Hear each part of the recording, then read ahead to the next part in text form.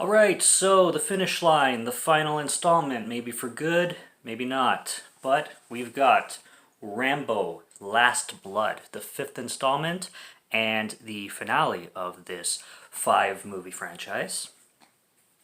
Like I said, unless they decide to do another one, which they do a lot with franchises and series, but we shall have to see. But as for now, this is the final chapter of John Rambo and his legacy. So yeah, this one starts in the United States, which is a little different from installments 2, 3, and 4, which all take place in Vietnam, Thailand, and Burma, last one being. This one starts off with Rambo being in his ranch in the States. Not exactly sure what state, but back home basically. And he is friends with this Spanish woman named Maria. Very common Spanish name. And her granddaughter, Gabrielle. And Gabrielle basically has been pretty much a daughter to Rambo for the last 10 years.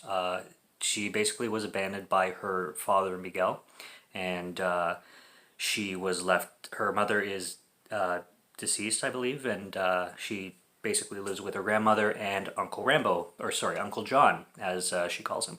And their bond is very tight. He basically raised her. He basically was a father figure to her. And yeah, she's a 17-year-old girl, soon to be going to college. Very cute girl also. Don't actually know how old the actress is, but she's 17 in the movie. And she really wants to see her father in Mexico because she basically just wants to know why he abandoned her and abandoned her mother at such a young age.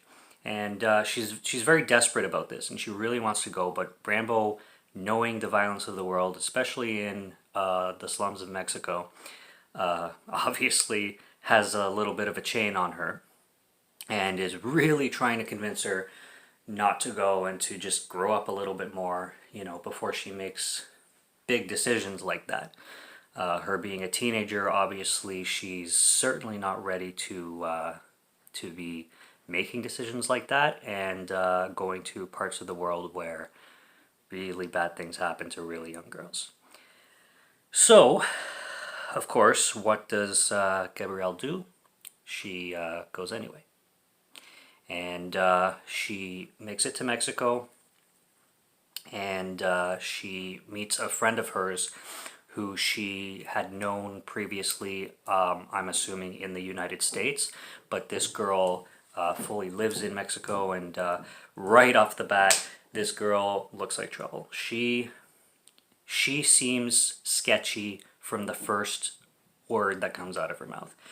I see these people all the time. I see them in real life and I see them in movies. You get that uneasy feeling from somebody and you feel uncomfortable. It happens to me all the time in real life. I know when I meet somebody and I'm just really not sure on this person.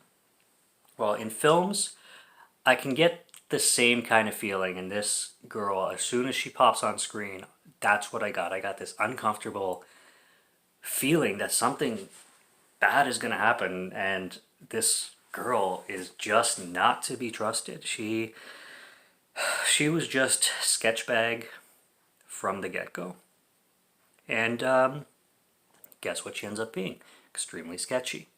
And she ends up doing a really bad thing and selling this poor girl out to the Mexican, I don't know if they're cartel, but definitely a sex trafficking group.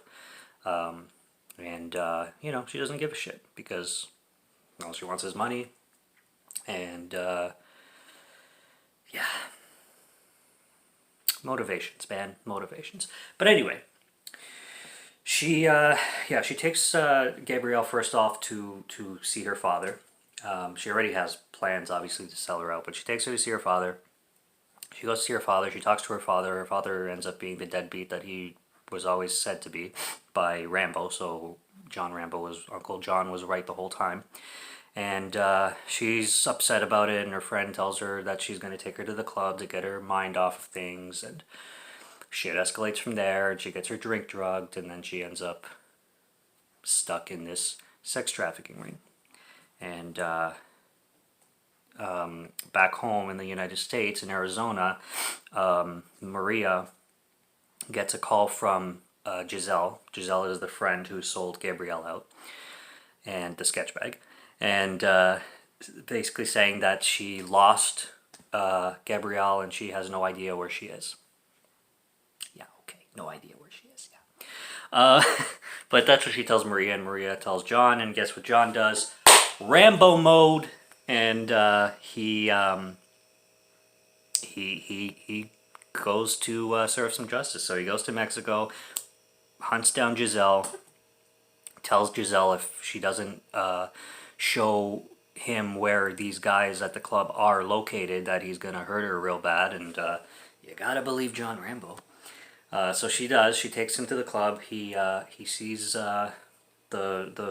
these two Mexican brothers who are the leaders of the sex trafficking ring, and he confronts them, and then he finds their gang basically, and he does get the shit beat out of him. He gets severely beaten actually, and these brothers, these sex traffic ring leaders, tell Rambo.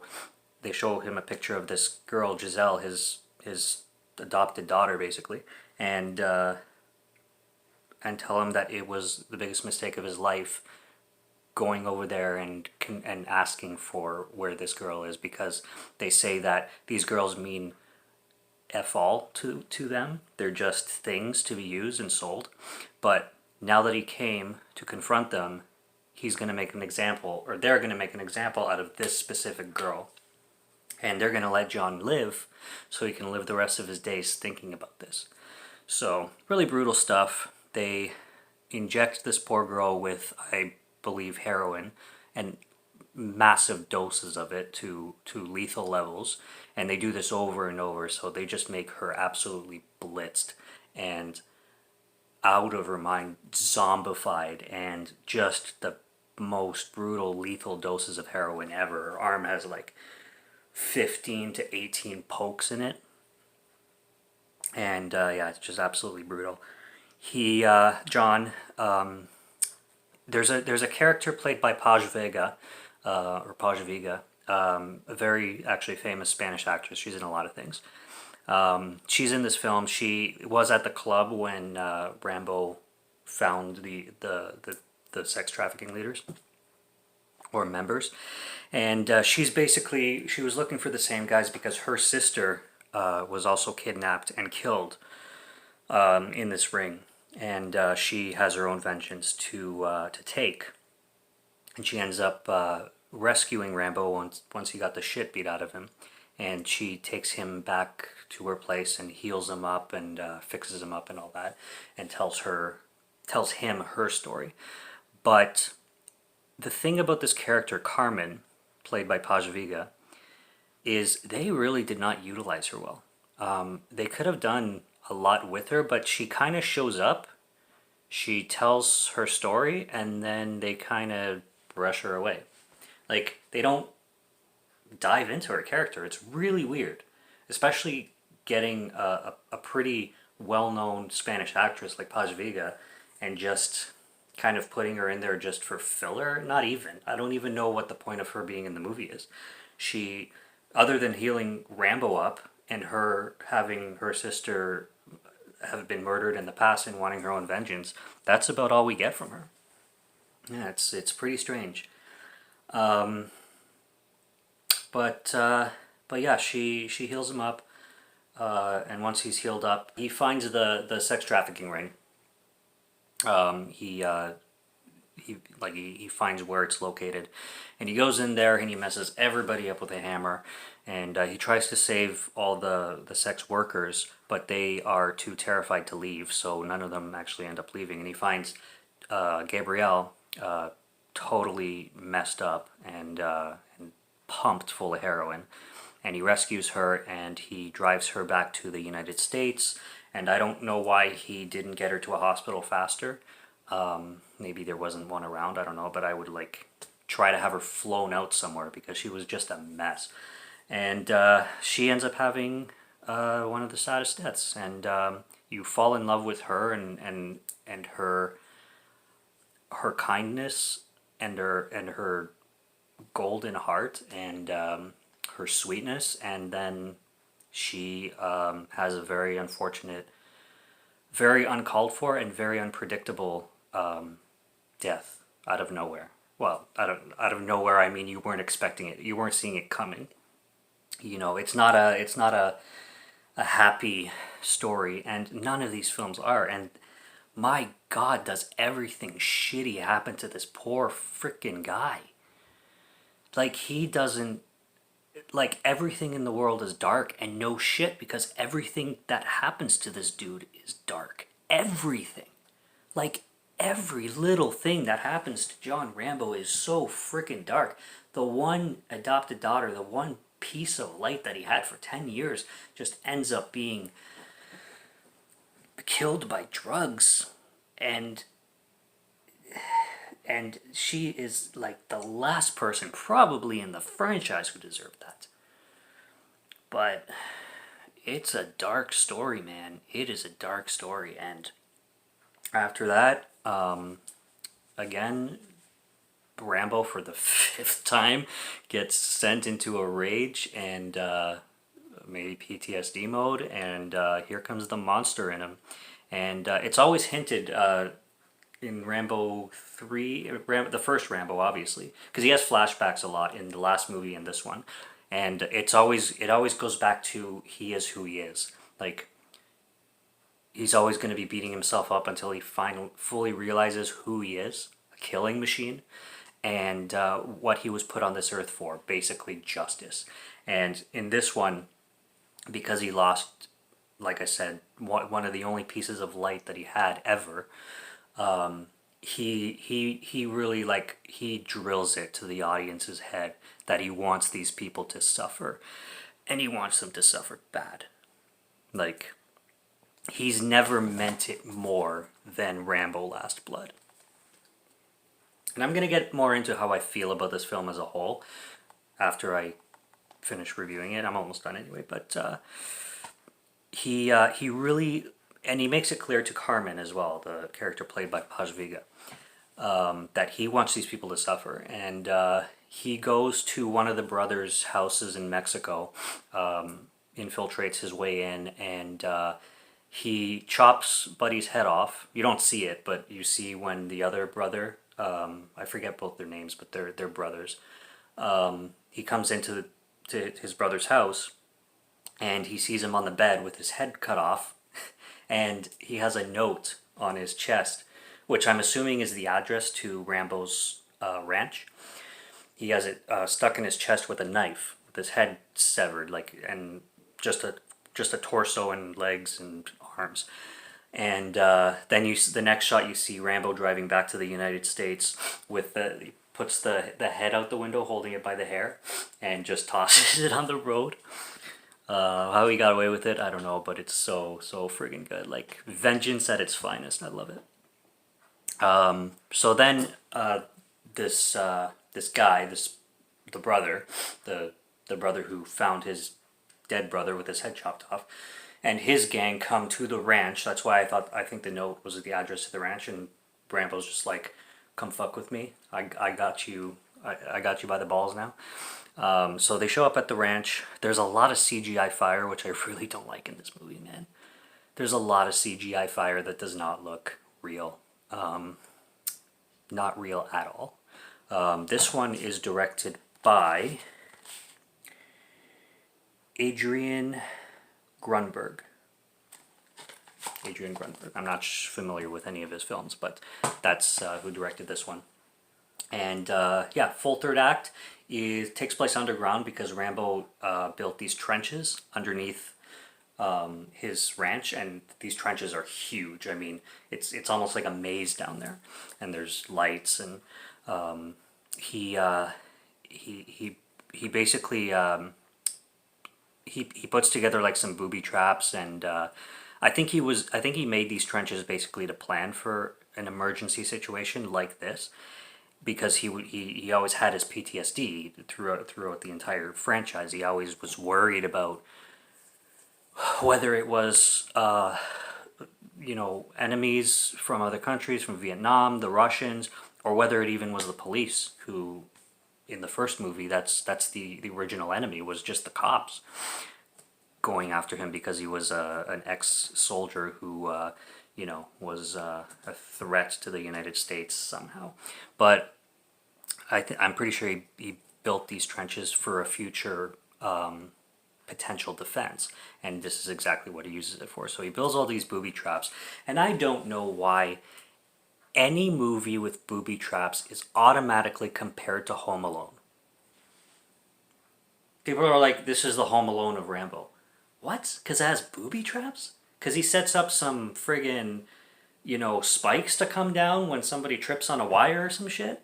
So it's like Home Alone? It's like, and there's other films that are compared to Home Alone. Like, there's so many. Anything with booby traps is automatically compared to Home Alone. I don't get it, but I've heard that comparison so many times, and people compare Rambo Last Blood to Home Alone. I'm like, dude, it has nothing to do to Home Alone. It just, he sets up booby traps, okay? Home Alone has a child in it and saving his house from burglars.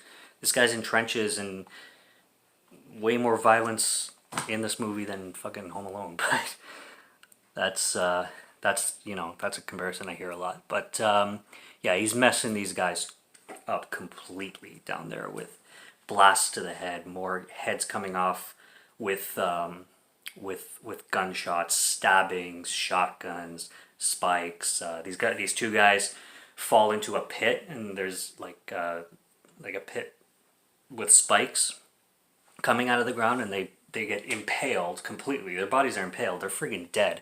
What does Rambo do? He comes with an assault rifle and continues shooting them just in case they didn't die yet.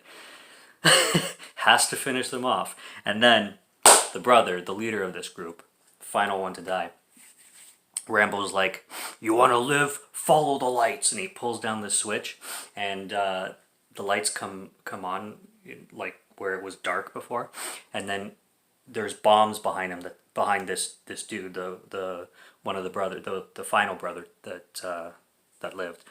Again, I don't know his name, but there's bombs that start going off behind him, and the trenches start collapsing. So he starts booking it and following the lights like Rambo told him to, while bombs are going off one by one behind him. And then he ends up in the barn outside of the trenches, in the barn on the ranch or whatever. And here's Rambo, puts a bunch of arrows on him, sticking him to the door of the barn. Like a bunch there, and I think one on his shoulder or whatever, a couple on his legs. And before, he was talking to him on like a walkie-talkie, and Rambo's like, he said something along the lines of like, I'm gonna rip into your chest and tear your heart out so you can feel exactly how I felt. And it turns out he meant that literally. So when this guy is nailed to the door with a bunch of arrows, Rambo comes along and says, this is how I felt. Stabs him right there, carves right down, sticks his hand right into his chest cavity, and pulls out his heart. And just holds it. And just tosses it aside. I don't exactly know how realistic that is, but that is one hell of a final kill. Hands down. One hell of a final kill. It's fantastic. And then that's how the film ends. And he walks away. He walks to his porch. He sits down like a tired old man. I mean, the guy's in his 70s. And it just ends with a speech from him. And that's how the brutality ends. Now, how I feel about this film as a whole, it's not as good as Rambo, like the last movie. This film feels like it was rushed, like it was rushed into its finished production, and it wasn't able to be finished. That's how I feel about this film. I feel like it wasn't able to be finished, like its deadline couldn't be extended, and they just had to finish it right away. And and I just don't feel like a lot of the characters were fleshed out enough. And the other thing I feel about it, being called Rambo Last Blood, I don't feel like this is a finale. This really feels like another installment in the Rambo series. It doesn't feel like a final chapter at all. The ending just doesn't wrap it. Like there's no, like you can totally make another film after this. That's why I'm saying like I don't know if this is going to be the last one, because I mean, if he's willing to do another one, I can't see why they wouldn't make another one. It just doesn't feel like a final chapter.